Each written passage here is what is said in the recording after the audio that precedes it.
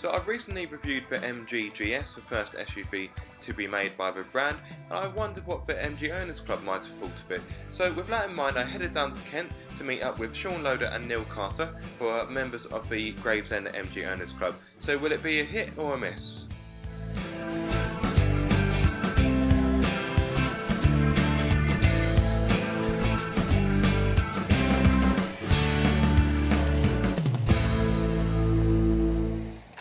Hello, my name is Shaun. I've been a member of the MG Owners Club for about 2 years.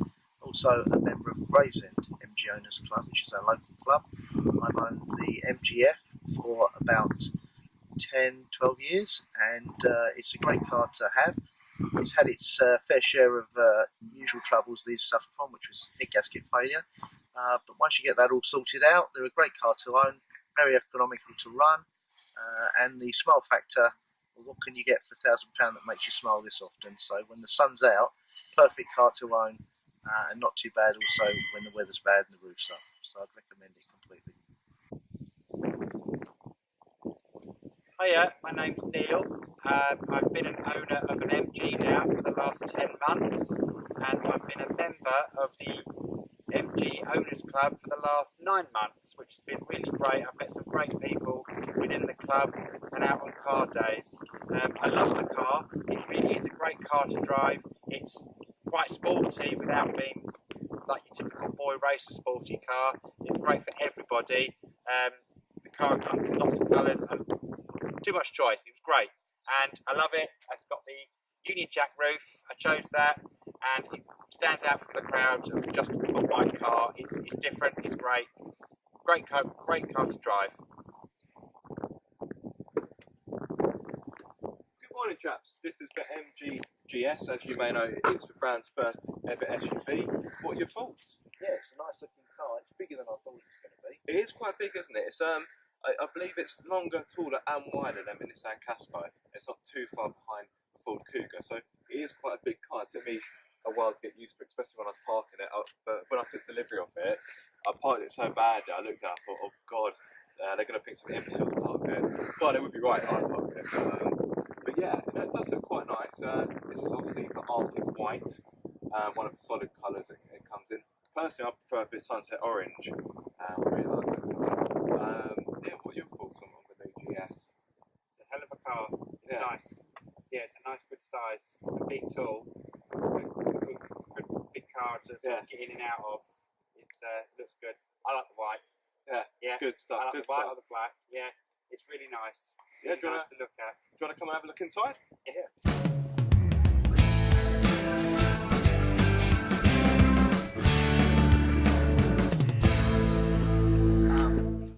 Seats actually feel very supportive. Yeah, the seats are actually quite nice.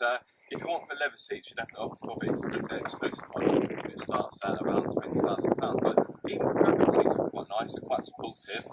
They are a little bit firm, but it's a brand new car, so they're likely to need time to set in, as it were. Me personally, I think the interior is definitely an upgrade from the MG3.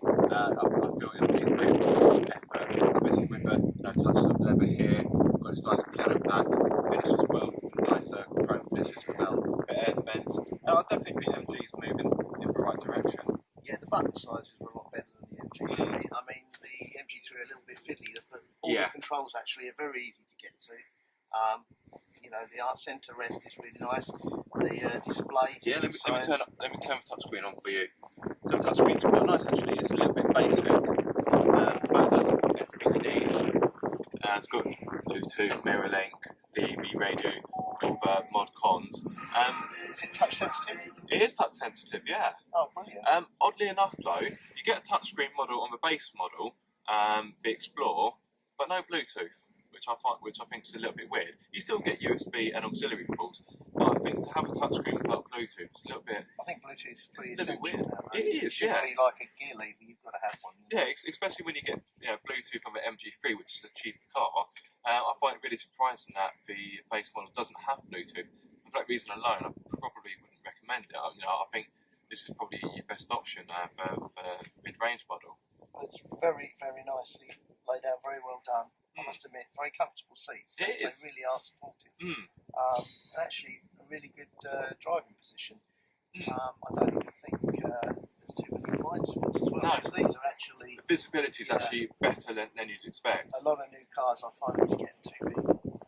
It creates a huge blind spot. This is actually, very Well, on nice. the MG3, I found that visibility was good, but when you're reversing, the C pillars are quite thick, Yes. and they're a bit of a pain in the backside. But This it's has got no a camera, problem. isn't it? It certainly has. So yeah, if I start the engine, knock it into reverse. Well, you need to push it down. Right. Oh, There we go. excellent. And so we've got the lines Yeah. to. It's actually really good, but because I've got good habits, I still find that I'm not using it as much as I'd like to. But yeah, that comes in really handy, especially on a car this size. Well, yeah, because it's got quite a high back, so at least you can spot children and stuff behind. Exactly. It's, very handy. Exactly. Lots of little storage pockets. Very nice. Yeah, very impressed. Space in the back now? How are you finding it? It's really nice. Yeah. I do the height test. Yeah, how tall are you? Yeah, I'm 6'2". So, same height as me then. Yeah, so I always do the height test. Get in, yeah, you can sit in the driver, but we have passengers, we have friends, so I get in, sit in the back, and if I can sit in the back comfortably, everyone else can. Exactly. So Exactly right. it's very roomy. As I said, the seats are comfortable, really nice at the back. You can still see out, and it's got plenty of boot space, plenty of room in here.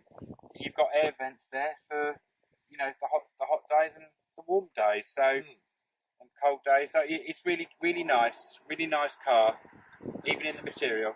Yeah, fantastic. So overall, chaps, what do you think of the GS? Do you think it's a hit? Do you think MG is starting to move in the right direction since Chinese takeover? Yeah, I think the shop that MG is owned by China. Yeah. So the same about Volvo. It's manufactured overseas, fair enough, but a lot of cars are. I think once you overlook that, and then you look at the price points that this thing's coming at, and I think it's a phenomenal package. I really think. How do you both feel about the brand's direction? Because at this moment in time, there's no real plans for making it a two-seater sports car, which is what MG is, of course, famous for. And I believe they're working on a smaller SUV, which will rival the Nissan Juke. So at this moment in time, there's no real plans for a two-seater sports car. Does that make you sad, or do you think, look, MG has changed, it's time to move on, and this is the direction that the brand has chosen to go in? I think the thing is, if you're going to be a company that just makes a two-seater sports car, they're going to be so expensive you're going to have a profit that very few people are going to be able to afford them. And I think MG have always, although they've had a sporty sort of image and history, they've always been an affordable product. And I would much rather see the company producing vehicles like this and be in a healthy, state, because once they finish building all of these, they might have a bit of time to throw out a two-seater roadster. And I know they are actually looking at designs of roadsters. There's been a few concept cars made. I think just give them time. These are an everyday vehicle. They've got an MG badge on the front. I think they've still got a little bit of difference from a standard, Ford or something like that. They're a little bit different. I think they've done a really good job on this, and I think this hopefully should sell well. But as far as the direction the company's going, I think they're doing very good actually at the moment. I think they've got it just about right, and I'm not giving up on a roadster.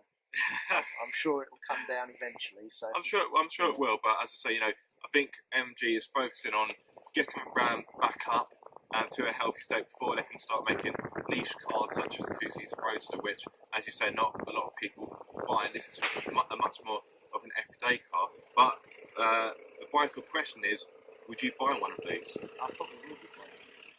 Yeah, I looked at when they first came out. Haven't been sat in one, but we looked, and I need a new company car soon anyway. So this was top of the list. And from what I can see, I can't see anything else really out in the market that really competes with this. And of course, it's got the Octagon badge on the front, which ticks another box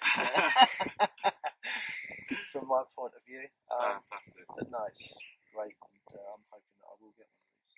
Fantastic. Well, fellas, thank you very much for your time. You're welcome. Thank you.